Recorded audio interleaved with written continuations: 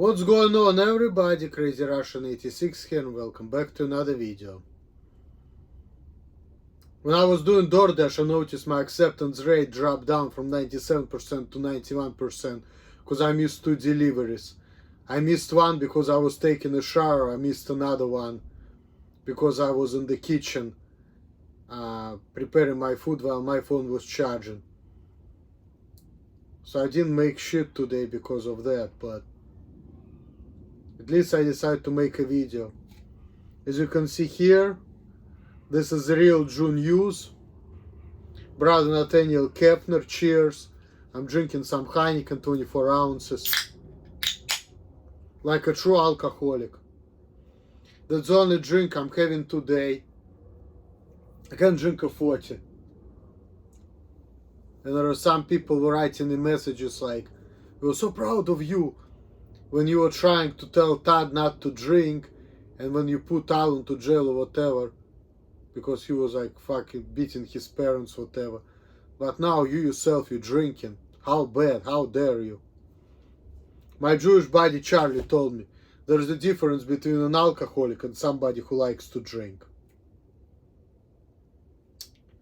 So, and me, this is the only beer I'm drinking today. Heineken. Not even drinking malt liquor like I normally do. That's gonna be my TV dinner. I'm gonna have it with Heineken, Brother Nathaniel, and some Santitas, Huitas. So, I got some dip. Let me see if I have some milk. I have some milk, I'm good. Not buying no more milk, but we'll see. So, his last video was published March 15th. He was talking about geopolitics, TikTok, and future, you know. He's with this guy, you know, I forgot what his name is. Owen something. It's a younger guy. Brother Nathaniel like him apparently. White Christian guy. With a beard, of course. Probably guy around my age. But I don't know. So, March 27th. Joseph Lieberman died today. And he was trash. Brother Nathaniel has been trash talking him a lot in the past with what he's been doing. And then also today is Mariah's birthday. So, she's 55 now. But anyway, guys, without further ado, let's get to it. I'm talking too much. Let's have... We are getting crushed in the housing market. We are getting crushed in the automobile market. We are getting crushed in our grocery bills. They're sitting here attacking you, attacking your economy, attacking your culture, attacking your borders. And then they say you're inhumane. War.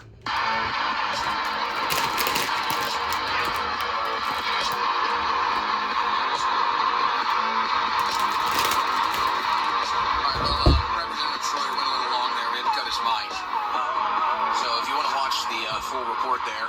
Go to Owen Schroyer 1776 on X, formerly Twitter. But I got a lot of outreach on that. A couple interviews. People wanted me to talk about TikTok because they just never seen it. You know, Brother Nathaniel. Future. The post-war future. Of course, the United States cannot dictate the outcome of an election, nor should we try. That is for the Israeli public to decide. A public that I believe understands better than anybody that Israel cannot hope to succeed as a pariah opposed by the rest of the world. As a democracy, Israel has the right to choose its own leaders, and we should let the chips fall where they may. But the important thing is that Israelis are given a choice. There needs to be a fresh debate about the future of Israel after October 7th. In my opinion, that is best accomplished by holding an election. Now, if Prime Minister Netanyahu's current coalition remains in power after the war begins to wind down and continues to pursue dangerous and inflammatory policies that test existing U.S. standards for assistance, then the United States will have no choice but to play a more active role in shaping Israeli policy by using our leverage to change the present course.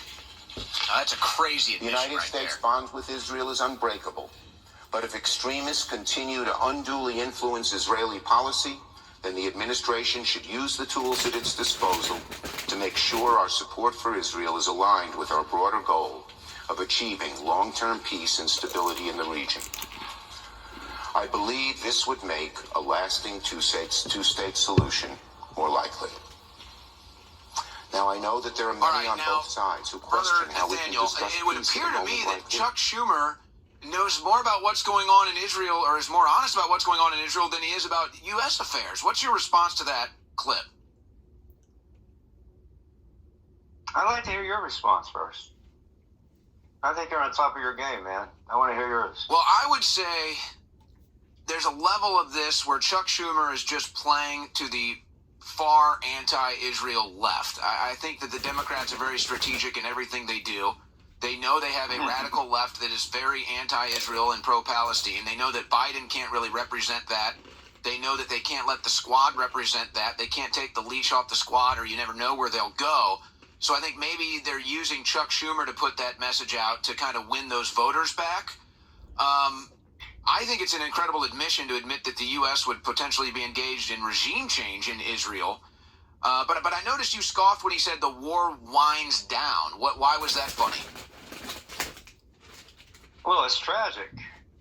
The war winds down. I think 30,000 Palestinian women and children are dead.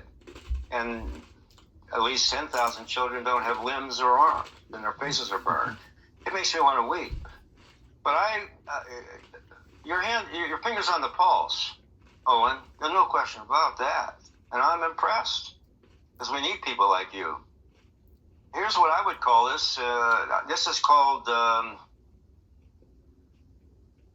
feed and bomb. That's what that is. They're feeding the Palestinians and they're bombing them at the same time.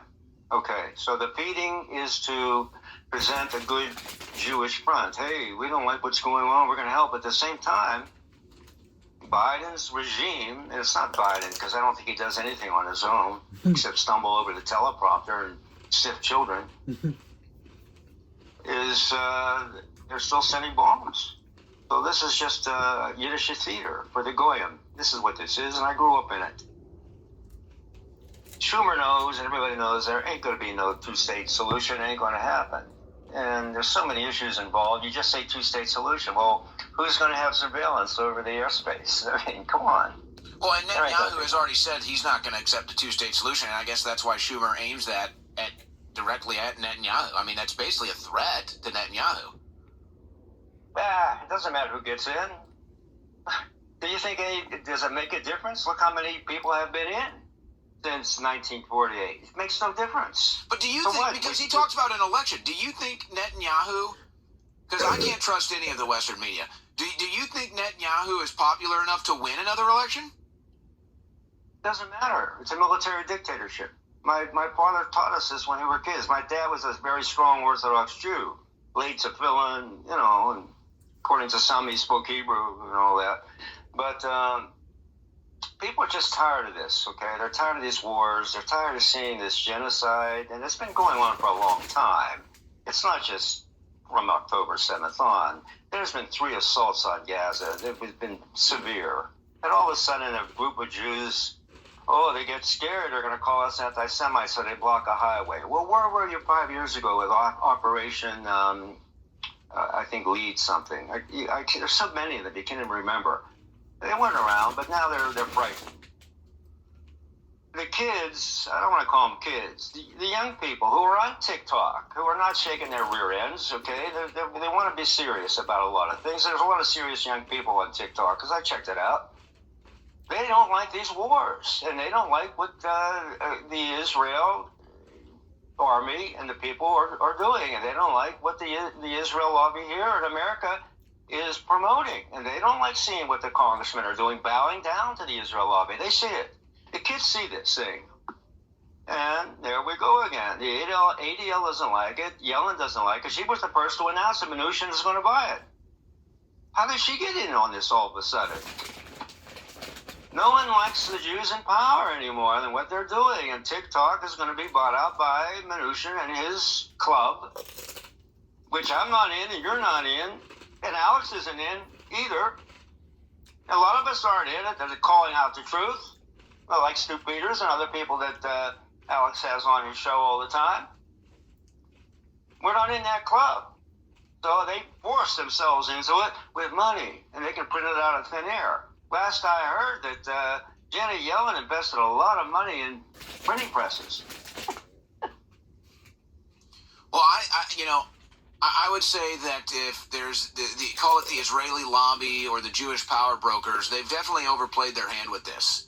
And, if you look at somebody like me who's been involved in political coverage for almost 10 years, I mean, there's individuals who would say, "Oh, you're an Israeli shill because you won't talk about the Jews." And I just said, that's not my issue. I recognize the Israeli influence on our foreign policy. I don't like it. Perhaps I would even recognize I mean, if you look at the percentages of who's in power, there's certainly an odd ratio there. But I think what has happened since October 6th or October 7th has really changed a lot of people's perspective on the situation. The IDF stood down on October 7th, and they let it happen. And then they've used that event to justify what is essentially an ethnic cleansing and a conquering of the Gaza Strip. That's just the fact of the matter. And to be called an anti-Semite to discuss that, or to be called an anti-Semite to discuss what is Jewish doctrine, it's just overplaying it. And then it's like, oh, I'm going to take Elon Musk in because I see rhetoric I don't like on X, and we're going to make him wear the yarmulke and kiss the boot too. That was humiliating for him. I mean, I did a picture meme on it. I said, "What's right with this picture?" Then I said, "Nothing." You had this big, we call him a shocker, growing up Jewish, a big husky Jew with the talit on him and the yarmulke, and then poor little Musk, skinny Musk, is bending over, lighting a candle with a little yarmulke on his goyish head. And then right next, they put a prop, "Never again." In other words, never again are you going to allow anything that we see as anti-Semitic on Twitter. I mean, I just saw this immediately because I grew up in this Madison Avenue type of realm in Jewry, okay? It was humiliating, and Musk walked right into it, and they set this whole thing up. And we know why he did it. He had to apologize for allowing that tweet come on that the Jews didn't, that they called it hate speech. So what is hate speech? Or think about it. They had the AI generated. Hate to hear. They had all these AI generated images that were fake. They got caught lying about the beheaded babies, and that all broke on X. Do you think Musk can free himself with Jewish chains? I think Musk is making a pragmatic business decision, quite frankly. I think Musk has a much larger vision for X. He wants it to be your cell phone, video conferencing, payment processor, digital currency exchange, as well as a source for news and entertainment. And so I think he's just making a pragmatic business decision, knowing that if the ADL wants him off of Apple or Google, then they'll do it. And so he's doing this to stay alive. Well, that picture you just showed, show it again. This shows him in a meme, a visual, that he's complicit in the Israeli genocide. There it is. Can you put it up again? There. See? That's Madison Avenue. Does Musk know that he was sucked right into that? Why did he do that? Why did he wear that uniform? Is he genociding the Palestinian children? Well, that's what they're showing. This is just, I want to cry again. Now, we all have to know that the chief investors for Tesla are Larry Fink, State Street, and Vanguard, and Larry Ellison. Larry Ellison is a Jew. He owns Oracle. He's a billionaire. And his son is taken over. They're the chief investors. When I saw that he was going to buy Twitter for $40 billion, and growing up Jewish with the Wall Street Journal on our table, every morning, there it was, open up to All right, the we're stars. up against a break here. Brother Nathaniel Kabner with us. We got more. I'm I can't wait to hear his opinion on Rabbi Shumley. That's going to be fun. Actor Jonathan Glass won an award, an Oscar award, and during his speech, he said this. This was made to reflect and confront us in the present, not to say, look what they did then, rather look what we do now. Our film shows where dehumanization leads at its worst. It shaped all of our past and present. Right now, we stand here as men who refute their Jewishness and the Holocaust being hijacked by an occupation which has led to conflict for so many innocent people. Whether the victims of October the... It's confirmed that they were sending pork products over there knowing that they can't eat them. I don't know if that was for real or not. I don't know if you heard anything about that. No, they have to show this one side that they're really nice people, but the other side is they're vicious genociders. Well, I like to observe facts that are just obvious facts. I can criticize white people, I can criticize black people, I can criticize Islamic extremists, you name the group. I can criticize the Catholics. And by the way, I do. I am a Catholic Christian. I was raised Catholic. That's my upbringing. I'm proud of it. But I'll sit right here and tell you right now that the Vatican is one of the most corrupt institutions on earth. I'll sit here and I'll tell you right now that the amount of human treasures and history that the Catholic Church is hiding and the land they've conquered with the church to hide that human history under the Vatican, yeah, I got a big problem with that. So does that make me an anti-Cathite? I don't hear anybody talking about that. So why is it that only one group is beyond reproach? Why is it one group gets hate speech protection laws, but you can criticize literally any other group you want? Well, Mayor Rothschild said himself, give me control of the nation's money and I don't give a damn what anybody says about us. That's really where it's at. They got every single hack tied up with campaign money. And if they want to make sure he says the right thing, like this guy with a patch over his eyes who gave a big speech, we have to fight the communists, a vote for TikTok is a vote for the communist government. This is script. That was Crenshaw saying that? But yeah, that's Crenshaw. What a lie. But I don't even care about their names. They're all hacks. So when the government was shut down, what did they come back with? The first thing they do is the anti-BDS law, and the one who was on top of that game was this Senator Speaker Mike Johnson, like he's some great hero. No, he prays every night to Jesus with his family, and then he says no ceasefire. I mean, this has to stop. Now, I'm going to plug my show. I'm going to do the Brother Nathaniel show, and I'll get some people that are close to you, Owen, who will help me, okay, as far as my delivery and being positive and bringing in the youth. The youth is our future, okay? I see people over 50 now. It's the 15 to the 30-year-olds. And the 15-year-olds were born with apps in their crib. Let's reach them. And you are, I am, but I want to reach them big. Because they will become the political leaders of the future. Well, what do you mean when you say you want to be more positive? What are you like changing your approach here, or what do you mean? What do you mean? Well, yeah, I'm constantly trying to reinvent Brother Nathaniel. Okay, now, like you, I get hit. I'm an anti-Semite, which is impossible because I am a Semite. But I want to bring something. It's solutions. I want to show is there something positive that we can have. We can love God. We can love our Lord God and Savior Jesus Christ, and we can put something, our faith, into changing society. And the youth want to do this. They want to do something. Well, God bless them. Because they have the energy, they have the vitality, they want to be communicators. Well, I'm encouraging them now. Start studying history, start studying some political science, and I'm guiding some 15-year-olds over the phone with their father's or mother's approval first. I do that. And they want to go into politics to change America. You know, Michael Savage asked a question about a month or so ago, and he did a podcast about this. He said, why does the youth hate Israel? And I think he's missing the boat on this. I don't think it's about hating Israel. I don't think it's about hating Jews. I don't hate Jews. You've said some pretty serious things in the past, but maybe you didn't mean it so much. Maybe it was tongue-in-cheek. Maybe that's what you mean when you're reinventing yourself. But what I see it is, and it's not just the youth, but it's starting to be understood by the youth. I'm sick of being sold out by my government. I don't want $100 billion a year going to Israel. I don't want $300 billion going to a war in Ukraine. I don't want $100 million a year going to Haiti. I'm sick of all foreign aid. I want America to thrive. I want our money to stay here. I'm sick of foreign interests controlling our country. So I don't think it's necessarily about Israel. That might be the best or worst example. But that's the way I see it. It's not about hatred for Israel or anything like that. It's no, the youth see that their future is being sold out. That's what it's about.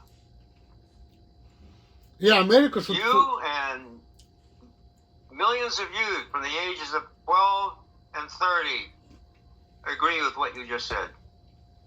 You're not alone. Oh, hell no, I And agree they're too. scared. That's why they want 100%. TikTok. They have to own it. Because the Chinese, they're not interested in free speech. They're interested in making money. So they're all fine with the girls shaking their rear ends and all that stuff, okay? And they want to make money. So they feel that free speech is good for business. But no, this is not the case with ADL, because their business is to put a gag in your mouth and mine and Alex's. And mine. And everyone else's, Jeff Brent, Stu Peters, Adam Green, all of us who are trying to say we've had enough of this. And the youth are listening. I'm a 73-year-old guy, and I got more youth followers than adults. And they say, you're so cool. They don't do a hate thing, oh, you're full of hate. No, they don't. They say, wow, I like what you say. You speak truth. And this guy is the enemy of America. He's the prime enemy of America because he wants to destroy our humanity. Our humanity is our free will and our free speech. This is horrible that he's doing this. And what he's done to most people is making them self-censor. They can't even say what they feel. They could lose their credit card. They could lose their jobs. They could lose their bank accounts. This is a horrible man. This is a worthless, miserable human being, this Jonathan Greenblatt. Well, I he agree. certainly has shown That's his my true colors. observation. Well, it's no Not doubt the necessarily ADL is one of the yours. most anti-free speech organizations. I don't think anybody would doubt that. You just did Well, a this is debate true. with Adam King, or is that correct? Pardon me? Did you just do a debate with Adam King? Yeah, it didn't go so hot, but I have to reinvent myself. Wait, what do you mean it didn't go so hot? I don't want to criticize anybody else, or else I could write a book on that. But I have to look at myself. I don't think I was presenting a positive message. Okay? You can ask around the InfoWars staff and see, get some feedback on that if you wanted to. But I look at myself, and I have to do better. And I think you and I are doing good. I want to give something positive to the young people that you have. You have a huge young following. I know that. I studied merchandising and marketing. So let's reach them with something positive, and I have to do it. Not that I'm the only one. I'm a team player. The youth loves Brother Nathaniel, huh? They like I mean, I want to know what your hair looks like without that hat, though. I'm curious about that. Brother Nathaniel Kavner is with us. RealJewsNews.com. You might get a large amount of money offer for that website if you play your cards right.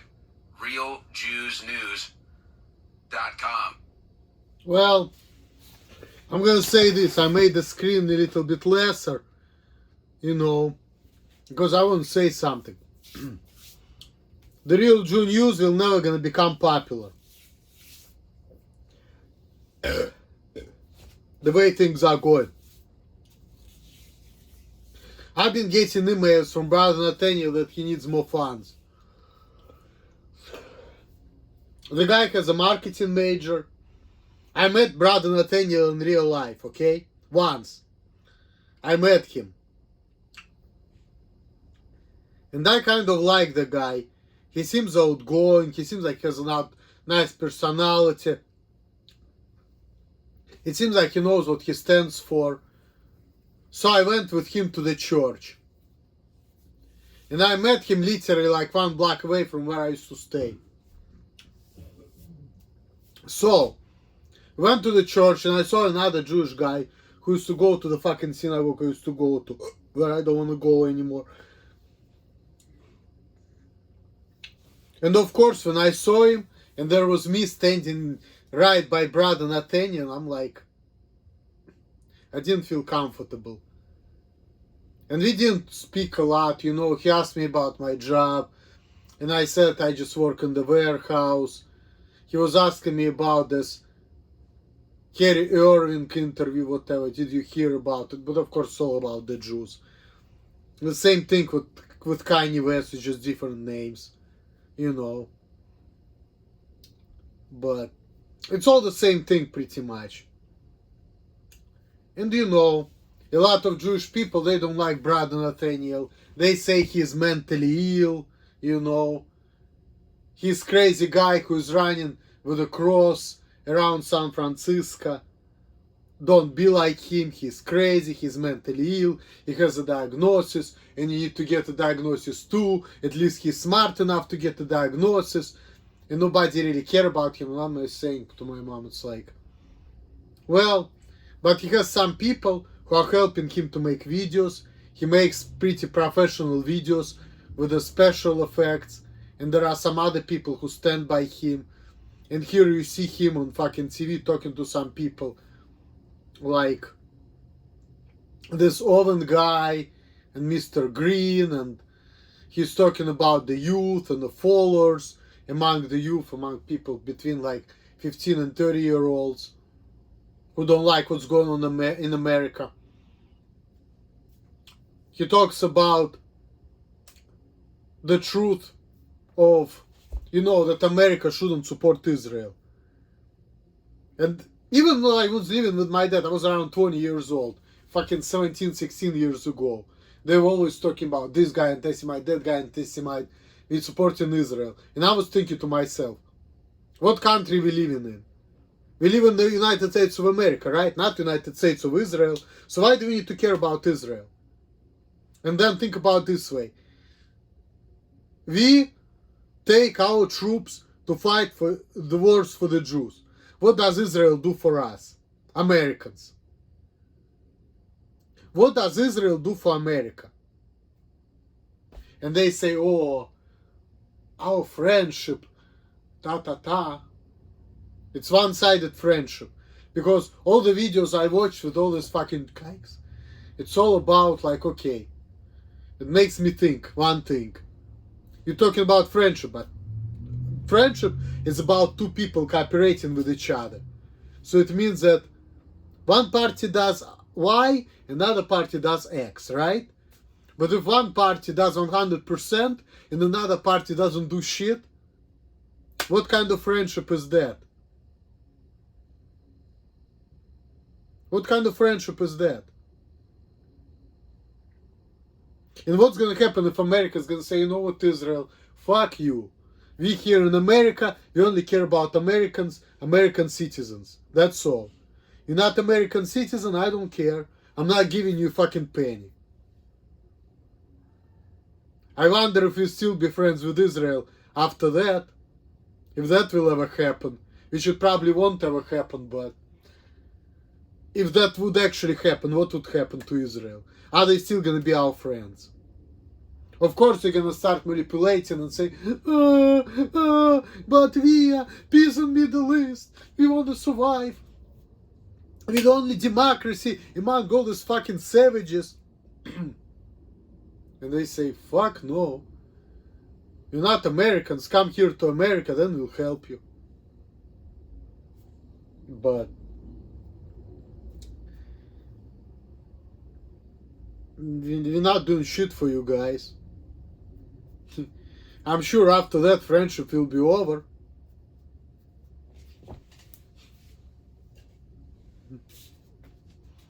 After that friendship will be over. Now look, I know you had a debate with Adam King. I want to give Adam some credit here. And I'm not saying I agree with his sentiments expressed, but you know, I would say at least he's honest. I mean, at least the guy is honest and will defend his side of it with honesty and integrity. I mean, would you agree or disagree with that? Well, he started this spiel about, you know, you got to know Hebrew. Well, that's ridiculous. You don't have to know Hebrew. Well, does he know Greek? The Greek is the New Testament, or the Septuagint, which 70 rabbis wrote under Philadelphus in 320 BC. No, we have enough translations, and they are perfect translations in every language in the world. We don't need Hebrew, so he was trying to sideline with me, and I took the bait. And I said, yeah, I know Hebrew, and I shouldn't have even gone there.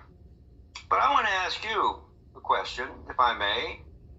What do you think would make the biggest difference of a change in the U.S. today? Owen, you've been doing this, 10 years? What would make the biggest difference? In what regard do you mean? Politically, culturally?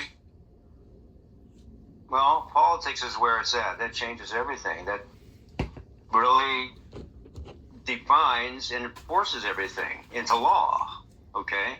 Politics. What one thing would make the biggest difference from your point of view, and I think you're a pretty smart guy. If there was a list of options, I'd say, let's say your options are A, remove money from politics, interpret that how you would like. B, remove dual nation-state citizenship from any government position. C, just completely eradicate the Democrat Party politically. Or D, if you could somehow, and I mean, I don't even know, this would be probably the hardest one, if you could somehow just restore a constitutional republic overnight, but I think doing the first three would probably move us towards that. That would be the ultimate goal. So I don't know. I think those would be the three things, I would say. It's the same again. So 1, remove money from politics. 2, remove any dual Republican Party hasn't been corrupted. Certainly it has, but I think that there is a new right, and it's a hostile political takeover of the Republican Party. Yeah, so I think that there's hope in the Republican Party. All right, I know Ron Paul, and I know his assistant. Why can't I think of his name? He's a very devout Catholic, and we're friends. We write to each other every now and then. Republican Party hasn't been corrupted. Certainly it has, but I think that there is a new right, and it's... And you're going to see that he's being paid off by the same people that are paying off both parties. But that's why Mentally ill guy with diagnosis knows Ron Paul personally. And Ron Paul, he's like a famous fucking politician. He's like a Republican guy. And his son Rand Paul too. They're all like fucking politicians. And they know each other. So think about it this way. What kind of politician is gonna be even talking or wasting their time on somebody who is actually mentally ill? Nobody. Nobody. And when I met Brother Nathaniel in real life, I had an impression of him that he's a knowledgeable, smart person. He's good with people because he clearly, unlike me, he has no anxiety around people. He seems to be confident around everybody. He seems to know what he is doing. He seems to know what he's talking about. And people say he's mentally ill. Nah, that's bullshit. That's Jewish manipulation right there. Everybody who don't go with an agenda, there's something wrong with them.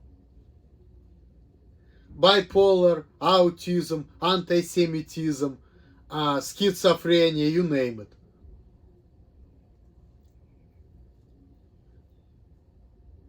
Because there is no DSM-5 for anti-Semitism disorder yet. But maybe one day somebody will invent it, you know, who knows. There's gonna be like 5-step criteria for anti-Semitism disorder. For the Goyim and Jews. I wonder if they're gonna give the Jewish people different criteria for anti-Semitism disorder. That's gonna be interesting.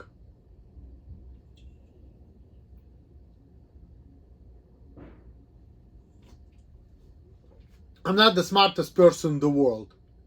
And I don't even give a fuck about this world. And I don't know as much as Brother Nathaniel does. But listening to him, seeing what he's all about, watching his videos. He doesn't seem like he's a mentally ill person to me. He seems like he's even more successful than I am. He makes better videos, he edits them. He knows some famous people, as you can see from this video.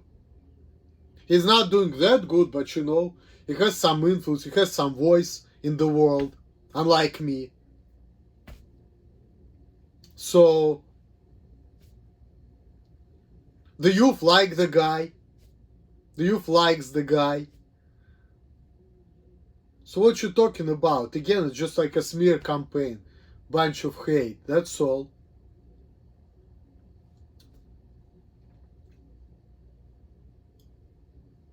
That's all. And I've been watching this video talking about Candace Owens, or reading articles about Candace Owens. Apparently she's anti-Semitic now, too. Why she's anti-Semitic? Because she talks to Kanye West, she's friends with him, and of course, who's Kanye West? He's anti-Semite. Because he said, I'm gonna go DEFCON on Jewish people. And he talks about how Jewish people have everything.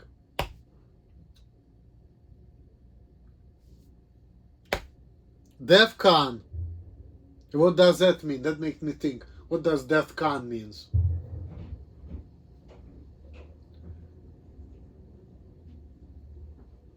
He just says the same thing as everybody else do, you know.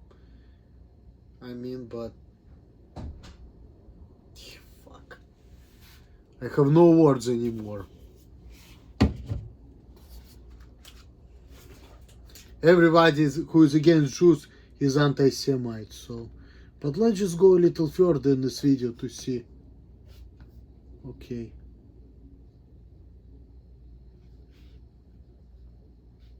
Talking about removal of Donald Trump. I mean, with Trump and Kushner negotiating deals in the Middle East, they were moving towards peace. There wasn't genocide going on. Well, the Palestinians still were trapped in the West Bank, and tons of settlers are still coming in.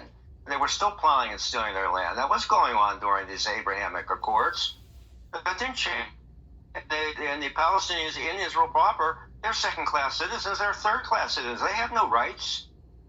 No, this is the lesser of two evils. So you can take your breath for 3 more seconds under Trump than you can with Biden. It's the same deal all over again.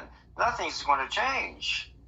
We need real change. So my plan is we have to keep on reaching the youth. We can't give up. I'm not giving up. No, I'm going to do the Brother Nathaniel show. I'm reinventing myself. We can't give up. We have to keep on going, and we have to reach the youth because they want it. Okay, they're hungry for it, and they are not happy with this TikTok deal. They're not happy. All right, it just makes them angrier, and it just makes them want to speak out more because they're not self-censoring. The youth aren't self-censoring because they don't even have good jobs, so they don't really care. You want to fire me? I'll get another job somewhere else, and they're good at high tech, so they can work remotely. That we have to do. Now I'm going to put out very soon the 5 points. Right after we're done, I'm going to go film it because you're inspiring me. The 5 points of secession. Not necessarily that this could happen, but I'm going to show you and all my youthful people that love. He said that the youth who don't have like real jobs where they pay a lot of money, they have nothing to lose. I'm going to tell you something. In my life, I've never been a manager.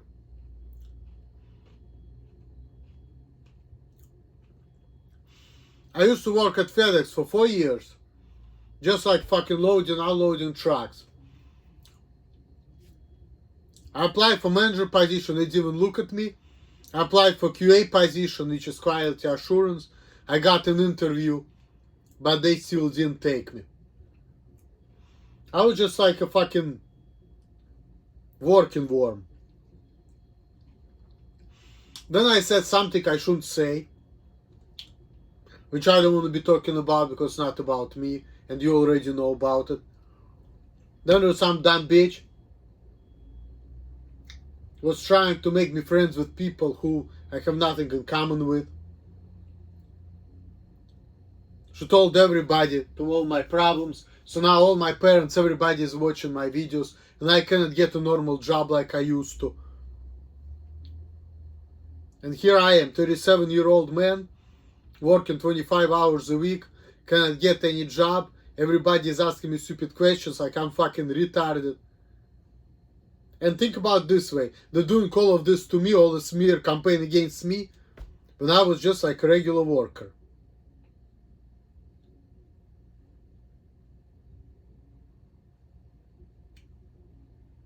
I was not a big boss.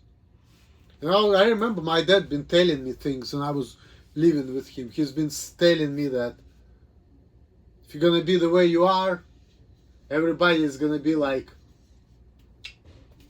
telling you to go out, to get the fuck out. And he was very manipulative too. I used to have a Goyish woman whom I met at the synagogue. He manipulated me out of relationship with her. I knew even back then that it's not a good idea for her to meet my family. Alima, my girlfriend, or ex-girlfriend, I don't know, whatever. She met my mom. My mom seems to be nice to her when they met, and then she's like, you know what, this girl's not good for you. She doesn't really like you, she's a gold digger. I mean, I told her about her that, but you know what I mean. It's all manipulation, it's all manipulation. It's all about ethnic purity of Jewish race. And of course I'm gonna sell to the Jews, they're gonna say, no, no, no. We all people. We all, you know, bleed red and whatever. We all have rights, ta. But Israel, Jews, Jews, Israel. We need to support Israel. What's good for Israel? What's good for the Jews? Oh, you're not like, you don't think the way you think? You don't have a Jewish mentality? Oh, you go, you bad. Trust me, I know. I even watched the Rabbi Bulachnik video. He was talking about how this Jewish woman got it with a black man. And the parents were like really upset. And the parents manipulated her out of the relationship with him by putting her to jail for the crime she didn't commit. And then the guy looked at her like, fuck, I'm a black man, I want to be career, I want to become a lawyer. I want to prove to everybody that even though I'm black and I'm from the bottom of the barrel, I'm going to prove to everybody that, you know, I'm going to amount to something. So no, I'm not going to deal with this fucking criminal bitch. Why did her parents do it to her? Because they wanted to prevent her from having family with a black man. See? The parents got upset and then went to the rabbi. And that's what rabbi told them what needs to be done. How to manipulate her daughter out of the relationship. Yep. That's how Jewish people for you. Yep.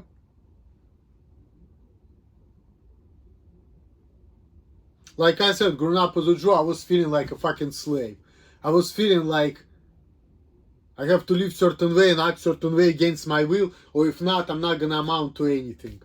And everybody's gonna hate me. And as a result, I grew up fucking hating everybody because I was thinking that the whole world is against me.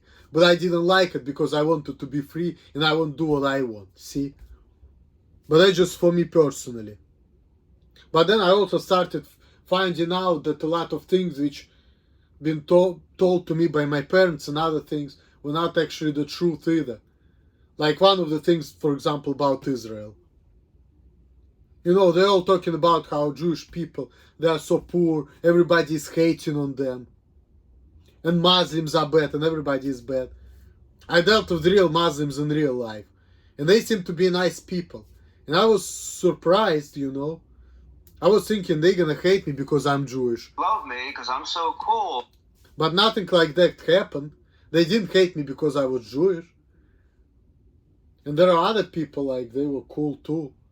And I was thinking they're all gonna be hating on me because I'm Jewish. Some of them, when I told them that I'm Jewish, they're like, oh. I was told that you're just a white boy. I didn't even know. And I was thinking all these thoughts. You see? You're not gonna make money, everybody's gonna hate you, everybody's gonna fire you everywhere.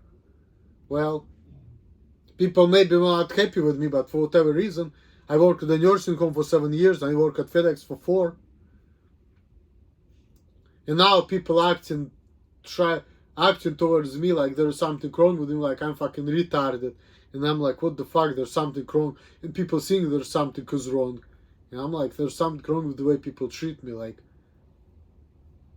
And then I see all the Jewish people, you know, playing this game, just like Brother Nathaniel said at the beginning of the show. So it kind of rings the bell to me, you know. Doing the same thing with me as what they're doing to Palestinians, essentially. I just feel that way. You know, I really feel that way. As crazy as it sounds.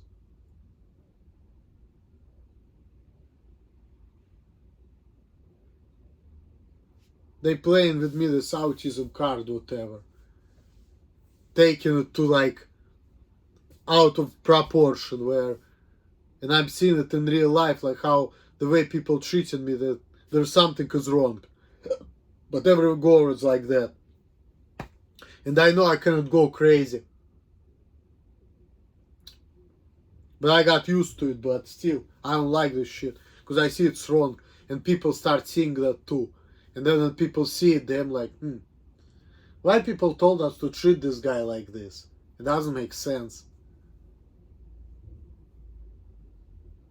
You know?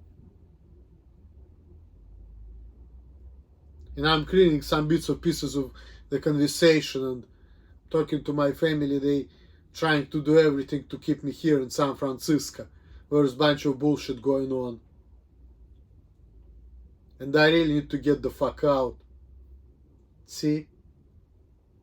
And I never been even a manager, you know, like, and people trying to fuck my life up, and I'm seeing it.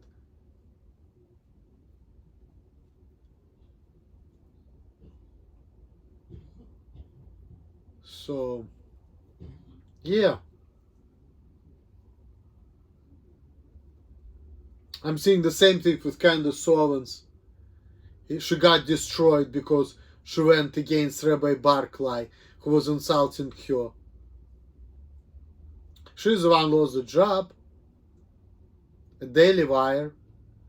And I saw a bunch of comments how a lot of people said, I'm canceling my subscription. Fuck this.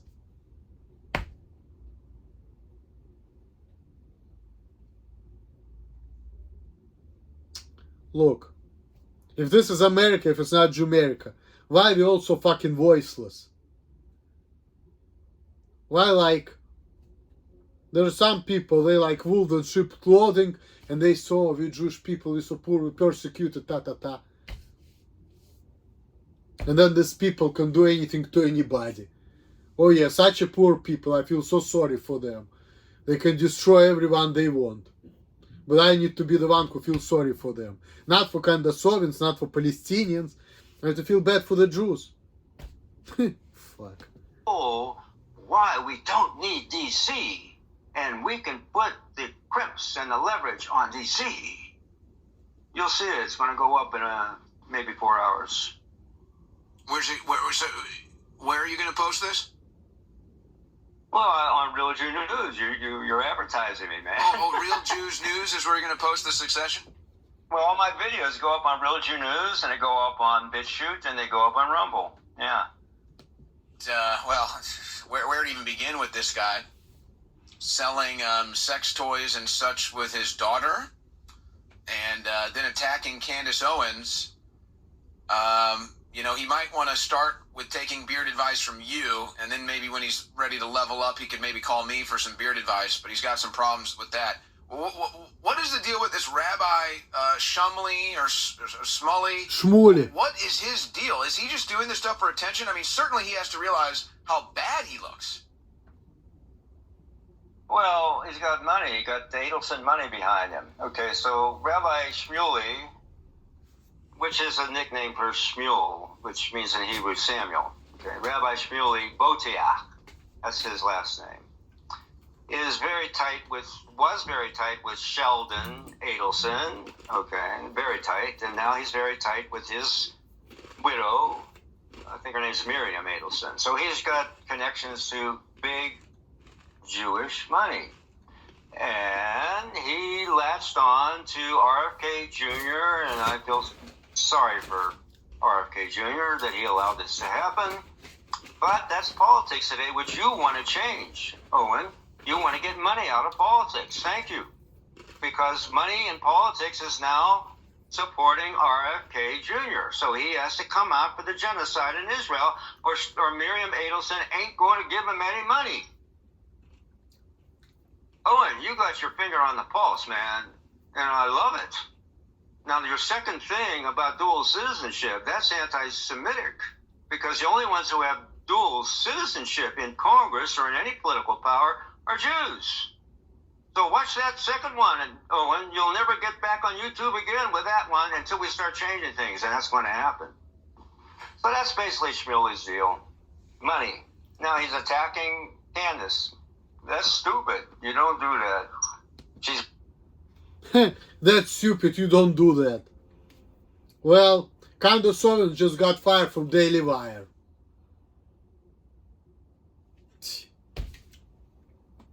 That's not stupid. After the debate with this Rabbi Barclay, she lost the job. Just like that. Candace Owens is nobody, just like all of us. So, you know, Rabbi and Brother Nathaniel didn't make videos for so long. You need to make a video about fucking Joseph Lieberman, about Candace Owens. You need to start talking about it. I know you said you have videos on BitChute, and I just made the account over there myself, but I don't see you over there. When I Google Brother Nathaniel, it only gives me other people's videos. So, but hopefully, you know, they didn't delete your channel on BitChute. I'm gonna check out Rumble though, but that shit sucks, you know, that shit sucks. But when we talk about don't go against Candace Owens, who's Candace Owens? She's fired from Daily Wire. She's nobody now. And then she wants to go to Israel to see what's going on, to see the truth. And guess what? They don't want you to see it. She's banned from going to Israel because she's anti-Semite now. Because she has a problem with the head daughter of Rabbi Barclay. Because of the way she is. So now, because of that, and because she said that the Rebbe is unholy, of course, you know, this fucking Rebbe, I got rid of her. She's fucking hateful, anti-Semitic bigot. Because she doesn't like what they have to tell her, so they're trying to destroy her. See? And that's going on with everybody. Even small people like me. I mean, I'm not at the level of Candace Owens, but the people can destroy me too. Like, they say you need to be our bitch, then you have money. And if you don't, you're just not gonna survive. That's how they destroy people like me. First they're doing threats, then if I still misbehave, still disobey, like, okay, well, if you obey us, you'll be a warehouse worker. Because you don't obey us, guess what? You're gonna be on the fucking streets. Like a fucking bum.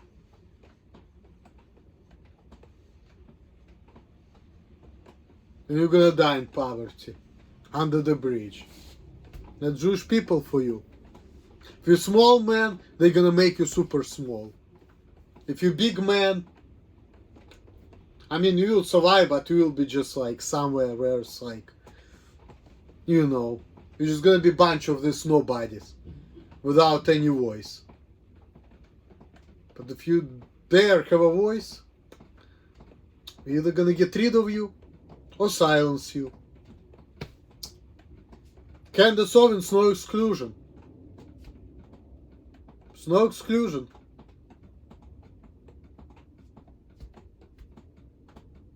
She's nobody. And I made this video about the debate where she was talking about racism versus anti-Semitism. And the guy was talking about anti-Semitism as a special kind of hate. And when she was putting this, trying to reason with him, talking about what if, you know, the black people, you know, gonna say the same thing, that, you know, you can't be racist. If you say this, you're racist, whatever. Just like do the same thing as Jewish people do. He's like, nope. We are the Jews. We are chosen people. We deserve that type of right. Called everybody whom we don't like anti-Semite. But you blacks, if you don't like certain people, and you cannot call them racists because of that. You don't have that specific right. And then she said, well, so according to you, it means that Jewish life worth more than Goyish life. And he's like, was denying that, of course. Because he's not gonna say that, because if he says that, it's like, you know, he needs to play like, you know, he's a decent human being in the public eye. You cannot go grossly like that, but maybe soon they would. Who knows?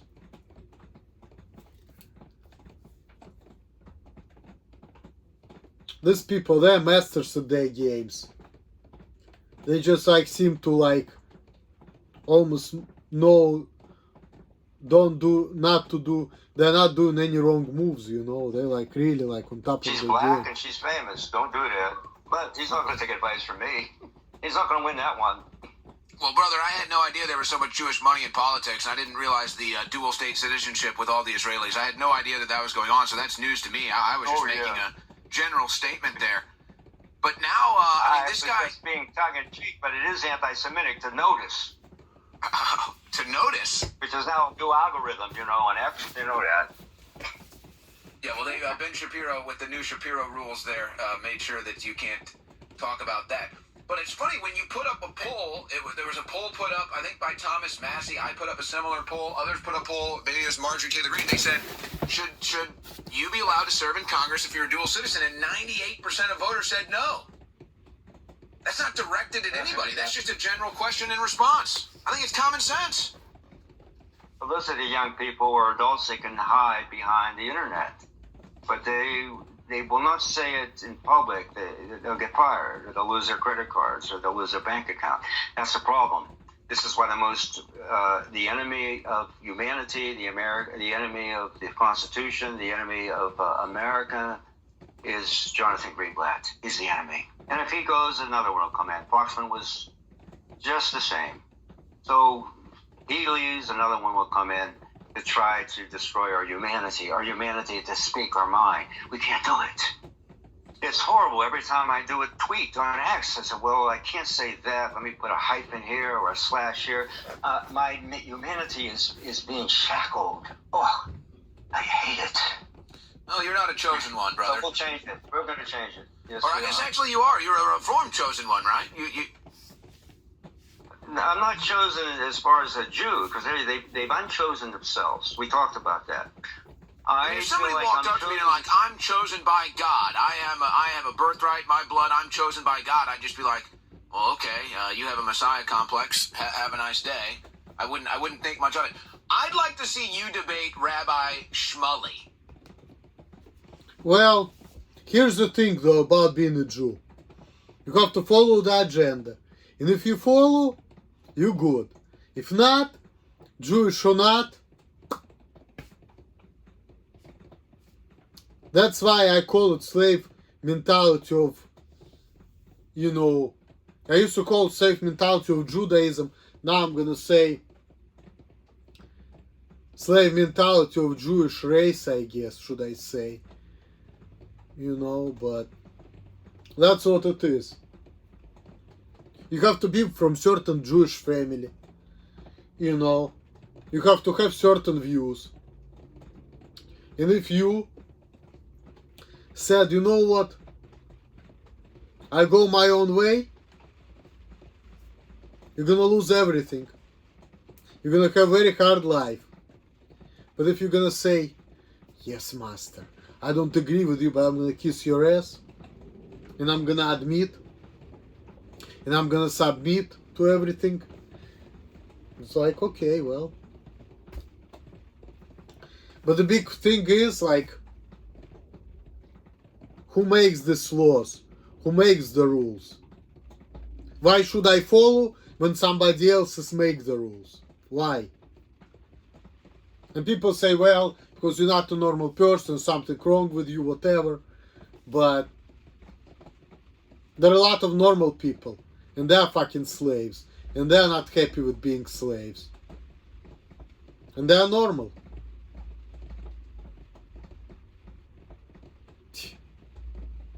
And why do you care about what's wrong with me? There are other people who have problems. You don't care about them either, as much as you care about me. So, there's a different issue there. But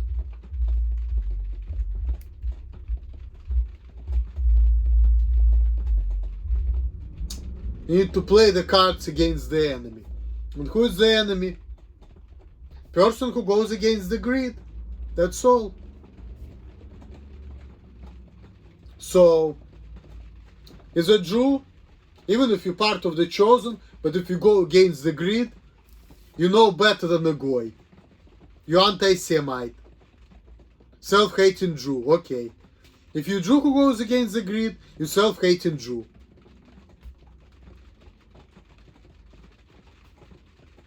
Well, first of all, I didn't decide to be born a Jew. Second of all, I didn't decide the way I think and the way I process information and things like that. Right? So, why are you forcing me to be whom I don't want to be against my will? This is exactly what you're doing, guys. You're forcing me to be whom I don't want to be against my will because this is against the Jewish agenda. Well, we were born with the free minds. Jews, Gentiles, whites, blacks, whatever. So, why, if you want to be a Jew, you need to think certain way and act certain way. But if you're a Gentile, you can just do whatever you want. Why? I didn't ask for it. What if I say, fuck it, I don't want to think like this? Then what, you're gonna punish me? Punish me for what? For being myself? It's just like what Candace Owens said in the interview. What? You're gonna call me anti-Semite for defending myself against you? Because I chose to defend myself, so now I'm anti-Semite? Yep.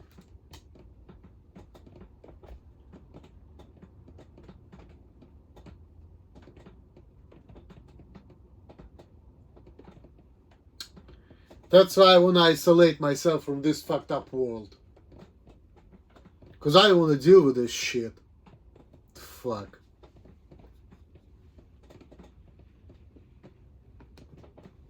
He'll never do it. I don't know. He's loving all the attention he's getting with this Candace Owens thing. Go for it.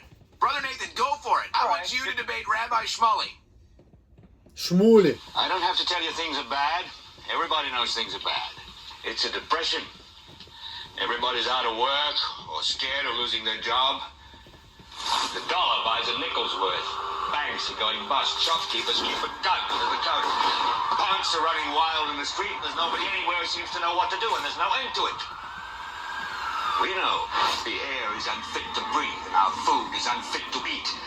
We sit watching our TVs while some local newscaster tells us that today we had 15 homicides and 63 violent crimes, as if that's the way it's supposed to be. We know things are bad, worse than bad. They're crazy. It's like everything everywhere is going crazy, so we don't go out anymore.